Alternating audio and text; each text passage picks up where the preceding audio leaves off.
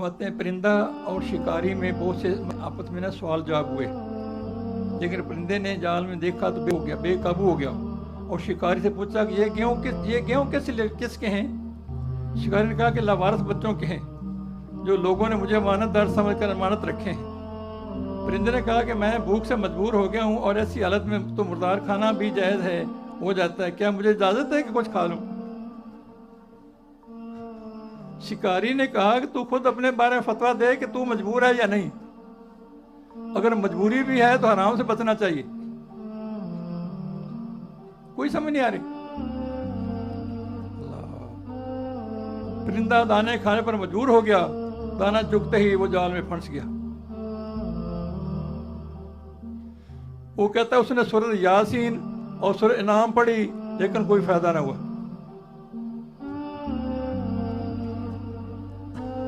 کہتا ہے اس نے نا جب جال میں پھنس گیا نا سورۃ یاسین اور سورۃ انعام پڑھی لیکن فائدہ کوئی نہیں ہوا۔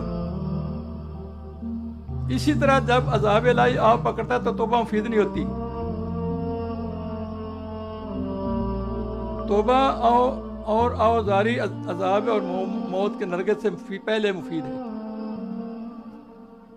انسان کا نفس جب گناہ پر مجبور کرے تب خدا کی طرف رجوع مفید ہے۔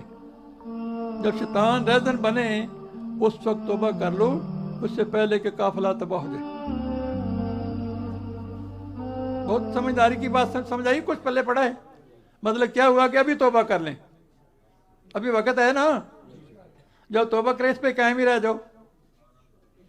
مت ایک قافلہ میں ایک چوکی دار تھا، تاکہ یہ دوسری بات ہے، ایک قافلہ میں ایک چوکی دار تھا تاکہ تاجروں کے مال کی حفاظت کرے۔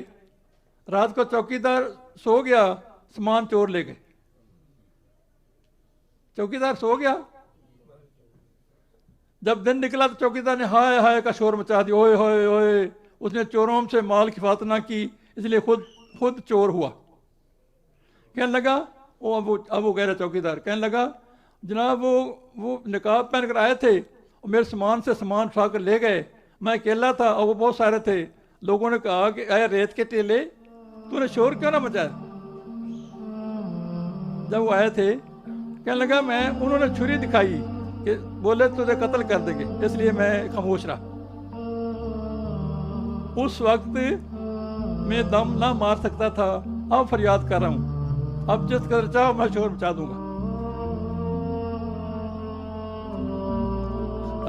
جس طرح قافلہ لٹ جانے کے بعد چوکیدار کا شور و غل بیکار تھا، اس طرح پوری عمر گزارنے کے بعد اعوذ باللہ اور فاتحہ پڑھنا بے فائدہ ہے۔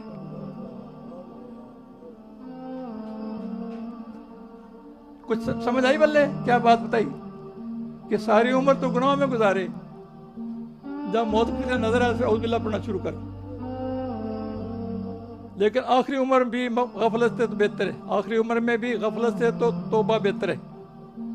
آخری عمر میں ہی آزاری کر لو اور دربار خدا بندی اللہ عرض کرو اے قادر مطلق، تیرے لیے وقت بے وقت کوئی چیز نہیں۔